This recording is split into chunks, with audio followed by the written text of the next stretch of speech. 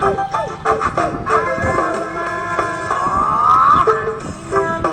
Christmas at bagong taong sagana.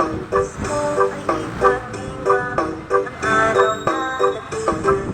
Dapat tayong manatili sa buhay na mapayaman upang maligayang tunay ang ating iniisa.